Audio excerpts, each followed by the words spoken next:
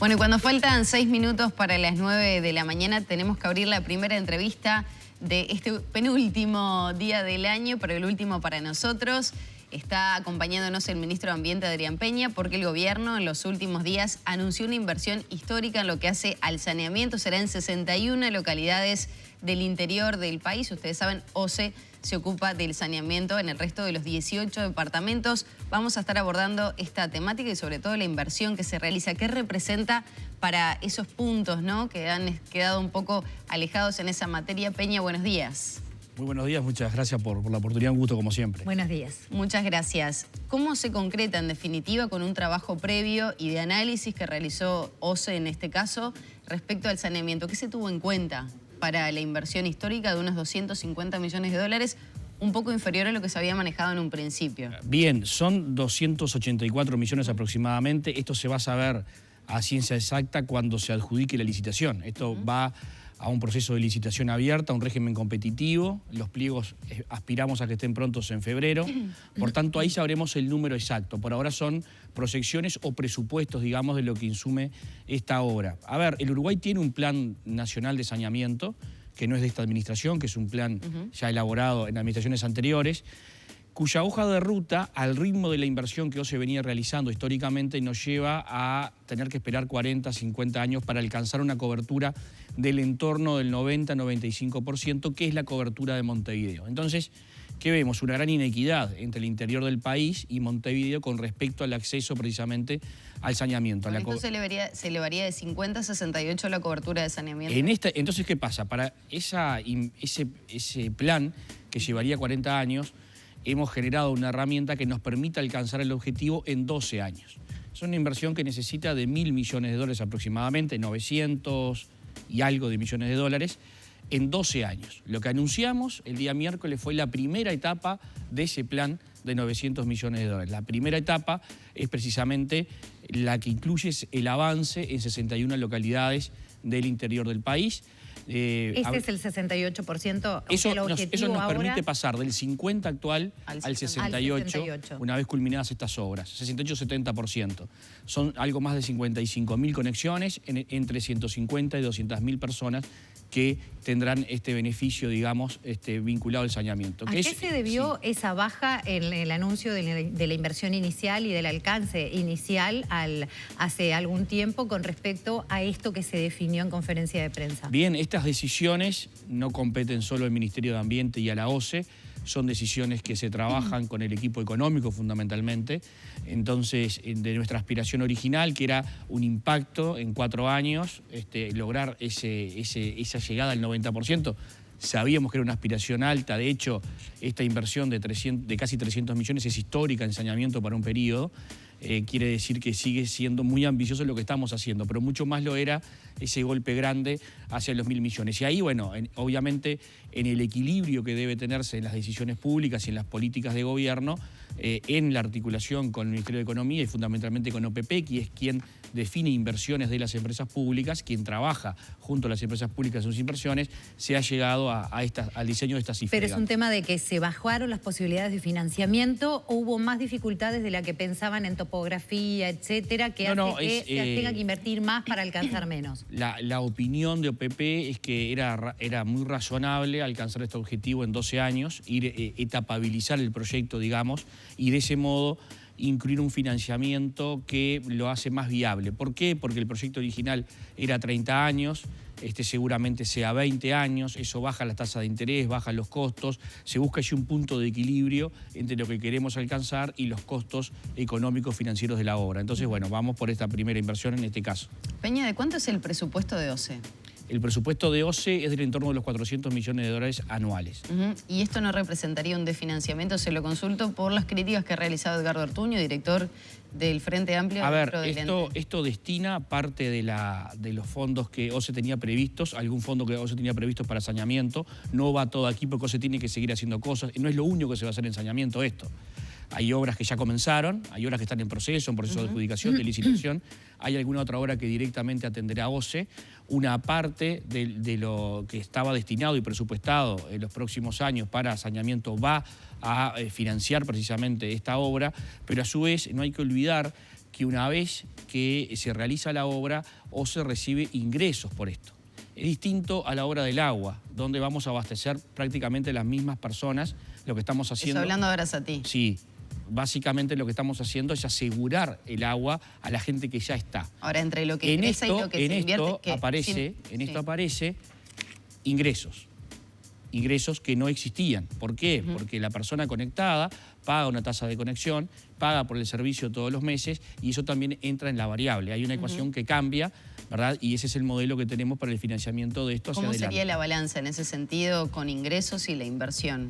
¿Se podría recuperar o por lo menos equilibrar esa balanza? No, nunca se equilibra porque esto necesita de subsidio, así lo es en todo el saneamiento. Es decir, la inversión en saneamiento en el Uruguay es muy costosa comparado con otros países. ¿Por qué? Porque nosotros tenemos una ciudad muy grande, que es Montevideo, y el resto son en términos generales ciudades pequeñas. Entonces, el costo, tanto de la inversión como de la operación, por cada conexión, se eleva muchísimo comparado con una zona muy densamente poblada. Entonces, para poder asegurar saneamiento, siempre hay subsidio del Estado. Siempre hay aportes de la sociedad para poder subsidiar, digamos, lo que se cobra. Entonces, tenemos los dineros que ya están previstos para financiamiento, tenemos los ingresos que van a existir, que hoy no existen, por la conexión del saneamiento y la facturación que hoy se va a tener, y a su vez seguramente tengamos, como tenemos hoy, asistencia del gobierno central para el subsidio a lo que haga falta. Pero justamente en línea con las críticas que mencionaba de Ortuño, el director del Frente Amplio de OCE, mencionaba que esa inversión es demasiado grande para el alcance que se va a tener, que estamos hablando es un 18%, entre el 50 y el 68, que es la diferencia que se va a abarcar, y que también va a tener que haber erogaciones posteriores, siendo que va a ser una licencia, que va a ser una licitación que, como usted lo decía, se espera comience en febrero. Es una obra que tiene su costo, es un costo importante y entendemos que es un costo que el Uruguay debe enfrentar. Es decir, no hay ningún otro modo de hacerlo, sino Pero Ortuño plantea que se puede hacer directamente por OCE, sin la participación de terceros, y que eso implicaría una baja de costos. Eso es muy relativo, porque la OCE tiene un déficit, tiene una deuda del entorno de heredó una deuda superior a los 400 millones de dólares. O sea, la capacidad de endeudamiento de OCE es relativa y a su vez la capacidad de endeudamiento del Uruguay también está siendo manejada por el equipo económico de un modo diferente en la medida que se asumió un gobierno con 5 puntos de déficit fiscal, ¿verdad? Y con un endeudamiento históricamente alto. Como ustedes saben, la política del gobierno nacional es la reducción del déficit y la reducción de la deuda pública. Entonces allí entran otras variables a la hora del diseño de las políticas públicas y hacia dónde se quiere avanzar. Por ejemplo, el aumento en el endeudamiento público o el aumento en el déficit fiscal genera, ¿verdad?, indicadores desde el punto de vista macroeconómico, el grado inversor y la calificación de ese grado inversor, que impacta sobre la tasa de interés de todo el financiamiento del Uruguay. Y eso supone muchísimo más dinero del que se podría, de lo que puede costar un financiamiento de este tipo. ¿No quedaría con números en rojo, OCE, con esta inversión? No, a ver, pero también para contextualizar, ¿no? El acceso al saneamiento debe ser un derecho básico que deberíamos tener todos los uruguayos y nadie duda de esas cuestiones. Alguna duda parece que hay. Muchas veces se habla de gastar o endeudarse en cuestiones que hacen a la realidad del país, y me parece también que es un aspecto a destacar por parte de cada uno de los gobiernos. ¿OCE está dispuesto a eso, a quedar números en rojo para poder llegar al saneamiento? Nadie dice que OCE va a tener los números en rojo. Bueno, Ortuño dice que se financiaría. Está bien. Por eso se lo consulto, ¿quedaría? Está muy bien, yo creo que no va a tener los números en rojo, vamos a tener los ingresos que los recursos que OCE ya tiene dispuestos para saneamiento, en parte van a esta inversión. A su vez, vamos a tener ingresos por la tasa de saneamiento y por la conexión en el saneamiento. Y a su vez tendremos en algún caso asistencia del gobierno central si es que esto es necesario, ¿verdad? Esa es la realidad. La OCE es un organismo bien distinto a otros organismos, o sea, la OCE no recauda para ganar dinero. ¿Por qué? Porque el agua potable y el saneamiento son cuestiones con fines sociales. Las empresas restantes del ámbito público, como la UTE, como Antel, como ANCAP, generan productos comerciales por los cuales reciben, si son relativamente bien gestionadas, reciben ingresos y eventualmente tienen ganancias. No es el caso de la OCE. La OCE no está pensada para recibir ganancias, ¿verdad? Por eso el equilibrio está entre lo que se cobra y las inversiones que se van haciendo y los aportes que el Gobierno Nacional hace. Entre las críticas, justamente a este proyecto se menciona que se habla de 61 localidades, pero que en los papeles, en los hechos, no alcanzaría la totalidad, el 100% de los habitantes de esas 61 localidades, sino una parte, y que en cierta forma es ilusionar a personas que luego no van a recibir este beneficio. ¿Es así? La ambición, a ver, vamos a avanzar del 50% al 68%. Vamos a avanzar con 55.000 conexiones. Vamos a avanzar en asegurarle calidad de vida a 200.000 personas. Eso es lo que estamos anunciando. Entonces, ¿el problema es lo que falta? Sí, claro, el problema es lo que falta, es lo que no se ha hecho históricamente. Porque esta deuda con el interior y esta deuda con el saneamiento es histórica y no se avanzó en los años anteriores. Entonces estamos avanzando en 55.000 conexiones, estamos avanzando en un 20% y estamos avanzando en asegurar calidad de vida a 200.000 personas. Eso es lo que estamos haciendo. Esto tiene un costo y se dice, bueno, es demasiado el costo. Bueno, y por otro lado dice, no, hay que ir a más gente. Bueno, pero ¿cómo? Si esto es mucho costo, ¿cómo vamos a más gente? Bueno, ese es el equilibrio que tenemos que hacer. Yo creo que es una gran noticia. El punto es que estamos en un momento del Uruguay donde hasta estas cosas, que uno imagina que no tendrían oposición, aparecen opositores.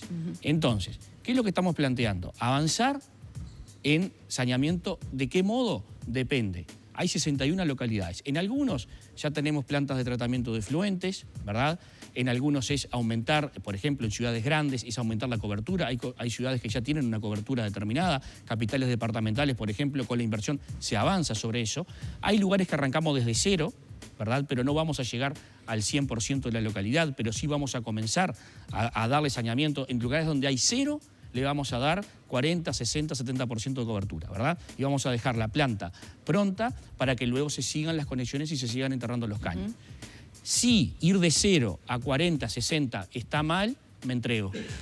Me entrego total. No, yo creo, por eso se lo mencionaba hoy, que es un derecho que todos deberían... Los que vivimos con saneamiento, podemos disfrutar del agua potable, de no tener un pozo, son cuestiones básicas. Esa es la noticia, que estamos llegando con una solución, con un cambio de vida para por lo menos 200.000 personas y que comienza una etapa que luego aspira a escalar en otra. ¿Por qué? A esto le llamamos sembrar saneamiento. Por ejemplo, en una localidad, imaginemos un pueblo del interior, vos que sos de Canelones, un pueblo del Santoral, ¿no? Yo anoche estuve en San Jacinto, por ejemplo, y me preguntaba por estas cosas. Vamos a dejar sembrado el saneamiento, comienza la obra, es cuando uno comienza el tendido de los cables de la UTE, en un lugar donde no hubiese luz. Exacto. Tenemos la planta de tratamiento y luego, en otro empuje, es conectar los barrios que van a ir faltando. Entonces, hoy San Jacinto, por ejemplo, tiene cero saneamiento, a excepción de los barrios de Mevir. Tiene cero saneamiento. Bueno, vamos a ir a un porcentaje importante de la localidad y luego seguiremos o seguirán. Pero la noticia es el avance y la decisión de invertir todo esto en saneamiento, ¿verdad? Que es una inversión histórica en el Uruguay. Peña, hay muchos temas para abordar en poco tiempo. Quiero saber, primero que nada, en febrero se abre la licitación, ¿se empezaría con las obras después, en el segundo semestre de 2023? Bien, acá hay un proceso, esto es en un marco de una... Porque la gente que va a ser parte de estar ansiosa por saber cuándo empieza el saneamiento. Esto tiene un plazo, la idea es que los pliegos estén prontos en febrero, luego está todo el plazo que la legislación establece para la adjudicación, para los diferentes procesos, ¿verdad?, vinculados a la adjudicación. Una vez adjudicado el proyecto ejecutivo, no son proyectos de alta complejidad, digamos. Por tanto, nuestra aspiración es que estemos comenzando antes de que culmine el 2023 con las obras. Las obras aproximadamente son de 2 años, ¿verdad? Alguna puede llevar un poco menos, por lo que le decía. Hay lugares donde es extender la red que ya existe. Hay lugares donde hay red, pero falta tratamiento, que es otro punto del que poco se habla. Hay ciudades que tienen red de alcantarillado, pero la planta de tratamiento apenas es para el 15, el 20% de lo que se genera, por tanto eso termina en los ríos y arroyos. Entonces, en algunos casos la inversión más importante es la planta de tratamiento, porque red ya digamos que hay, pero hay un problema con el río, como pasa por ejemplo en Mercedes. Entonces digo, Los tiempos son diferentes, pero sí el comienzo sería antes de finalizar el 23 y la culminación va a ser en escala. Son obras en simultáneo en todo el país y como señaló el presidente, la idea es que también impacte en los puestos de trabajo en las localidades. Para redondear el tema de infraestructura, si le parece, usted lo mencionó al pasar, pero es muy importante todo lo que tiene que ver con el proyecto Neptuno en Arasatí, que se suma a esta obra. ¿Cómo ve el recurso de anulación de la Intendencia? ¿Cómo ve la postura del sindicato con respecto a esta obra, a este proyecto? Bien, hay 3 recursos administrativos que se responderán por la vía administrativa, desde nuestro punto de vista con escasa solidez, digamos, desde el punto de vista jurídico. Creo que el proyecto está blindado desde el punto de vista jurídico y desde el punto de vista técnico. Continuamos con las etapas de participación. Tuvimos 2 instancias antes de que el proyecto fuera aprobado, ¿verdad? A pesar de no estar aprobado el proyecto, tuvimos 2 instancias en el Consejo Regional del Río de la Plata y tuvimos el 21 de diciembre pasado una reunión desde las 5 de la tarde a las 10 de la noche del Consejo Regional sobre este tema y se convocan para enero 3 reuniones más del Consejo Regional para seguir en las instancias de participación. Nuestra idea es que agotadas estas instancias yo creo que va a coincidir, digamos, con la presentación de los pliegos para llamado a licitación y también aquí los plazos son similares, digamos, para estar comenzando las obras antes de finales del 23. Bien, eso quería consultarle, así que queda esa respuesta bastante clara, más allá de... ¿Puede trancar alguno de estos recursos el inicio? Creo que no, porque insisto en que en principio formalmente no lo pueden, quiero decir, no. Ninguno de estos recursos tiene efectos suspensivos sobre el desarrollo del proyecto, en principio. Lo que sí estamos abiertos y, por ejemplo, hay cosas que no se dicen, pero en estas instancias de participación surgió el planteo en su momento del sindicato de que la operación de este emprendimiento fuera de la propia OCE. Originalmente el promotor privado no planteaba una operación por parte de la OCE. Nosotros tomamos esa inquietud planteada por el sindicato, trabajamos mucho, sobre todo desde la OCE y desde el Ministerio de Ambiente, en el marco del gobierno, para que la operación fuera de la OCE. Hoy el proyecto que se aprobó es operado por OCE, cosa que no era el comienzo. ¿Qué quiero decir? Que en estas etapas los proyectos mejoran o incorporan, ¿verdad?, propuestas de los diferentes actores. El proyecto seguramente pueda recibir aportes y pueda tener algún cambio cuando sea efectivamente licitado. Esa es nuestra aspiración, incorporar algunas de los temas que nos vienen planteando en las rondas de participación. Peña, nos quedan muy pocos minutos, no quiero despedirlo sin antes hablar de cómo Vivimos una situación muy novedosa en esto, le quiero acotar nada más. A ver. Porque la Intendencia de Montevideo presenta un recurso señalando que la participación ha sido escasa, ¿no? Y que el ámbito para la participación es el Consejo Regional del Río de la Plata, ¿no? Ya cuando presentó este recurso habían habido 2 reuniones del Consejo Regional del Río de la Plata específicamente por el tema Arasatí y una de la Comisión de la Cuenca de Santa Lucía específicamente por el tema Arasatí. La Intendencia de Montevideo es parte del Consejo, fue convocada a estas reuniones, no asistió a ninguna. Y a todas las reuniones que han habido desde que asumió este gobierno, del Consejo Regional del Río de la Plata, ¿verdad?, y de la Comisión de Cuenca de Santa Lucía, la Intendencia de Montevideo no asistió a ninguna. Y presenta un recurso porque no hay participación. Cuando no participa, cuando se la convoca. Fue invitada, fue convocada. Siempre, y no participó. Es una buena noticia que por fin la Intendencia de Montevideo ahora participa, en la última participó y participa del Consejo Regional. Rapidito, ¿se ha podido O sea que todo esto comunicar? tiene un matiz político, ¿verdad? Hablando de política, vamos a meternos en temas más políticos partidarios. ¿Ha podido hablar con Carolina H. Valle, la ex vicecanciller de Con Carolina hablé todo el tiempo hasta... ¿Pero después de su renuncia también? No, después de eso no. ¿Cómo quedó ese vínculo y sobre todo cómo... Bien, cómo supongo que es un vínculo correcto. A mí me parece que la renuncia es una consecuencia lógica del proceso que vivimos. ¿En qué se equivocó H? En el cual ella sintió que el sector no le iba a respaldar y bueno, consecuencia lógica de sentir que no tenés el respaldo es dejar el sector. ¿Y no la iba a respaldar? ¿Cómo no lo llegamos a definir. No lo llegamos a definir porque ella adelantó su respuesta y bueno, lo que había en cuestión era un tema que no tenía que ver con el trámite, que no tenía que ver, digamos, con cuestiones administrativas ni jurídicas. Eso estaba laudado y la información había sido brindada ya en la interpelación. Aquí lo que estaban analizando y muchos compañeros habían planteado, o algunos compañeros habían planteado, era una aparente contradicción entre lo que se dijo en el Senado, ¿verdad?, y luego que conocemos los chats. Nosotros no sabíamos de la comunicación entre los subsecretarios, nos enteramos en el día de la interpelación, ¿verdad?, de esa comunicación, y luego no sabíamos el contenido, ¿verdad?, de esa conversación, que fue lo que se conoció hará 15 días. Bueno, allí hay una visión por parte de algunos compañeros de que existía una contradicción entre lo dicho en el Parlamento y la información Esa es la molestia principal novedosa de Ciudadanos. Ahí hay un tema que trasciende lo administrativo, que trasciende lo jurídico, que tiene que ver con cómo se actúa en política y si eventualmente había una contradicción. Y si esa contradicción era una contradicción menor, era una contradicción importante o era, digamos, faltar a la verdad. Entonces, pero ¿hubo una contradicción? Porque ahora ya están todas las cartas sobre la mesa. La contradicción existe desde mi punto de vista. El punto es que esto se da en un contexto complejo donde creo que Carolina es un poco víctima de su buena fe a la hora de actuar. Lo que no quiere decir que no hayan habido errores. Sí digo que no tengo dudas de cómo actúa y de su probidad moral, pero pudo haber errores y este pudo haber sido uno. ¿Esos errores son únicamente de Carolina H? ¿O usted entiende, en base a lo que decía Vero, ya con las cartas vistas o puestas sobre la mesa, que en el Ministerio del Interior también hubo errores? Acá hay un tema que tiene que ver con el trámite y que tiene que ver con la expedición, y todos nos dicen desde el punto de vista jurídico, y las investigaciones administrativas han señalado que desde ese punto de vista el pasaporte había que darlo, de acuerdo a la reglamentación vigente. Eso es lo que han arrojado todos los informes. Lo otro tiene que ver con valoraciones políticas y éticas políticas. Son valoraciones que cada sector hace. No tiene que ver con cuestiones políticas, jurídicas o administrativas. Entonces allí cada sector y cada partido... Pero no me contestó. Verá cómo ¿El Ministerio del Interior tuvo errores desde su punto de vista? Desde nuestro punto de vista siempre es el Ministerio del Interior el que finalmente otorga no el pasaporte. Este fue un pasaporte expedido en el exterior por el Ministerio de Relaciones Exteriores, pero siempre hay un último paso que tiene que ver con el Ministerio del Interior. Lo que digo es que por los informes que existen no hay errores desde el punto de vista administrativo y jurídico. Pueden haber valoraciones políticas o éticas que a mí no me corresponde hacer sobre jerarcas que pertenecen a otras colectividades políticas. Ese es el punto. Nuestro análisis con la compañera de sector tenía que ver con cómo se había actuado, no con el trámite. Sobre eso ya no habían dudas y eso había sido expuesto en la interpelación. Peña, muy amable. No, obviamente siempre pareciera que no nos alcanza el tiempo para terminar de abordar cada una de las temáticas. Me tienen que dar más tiempo.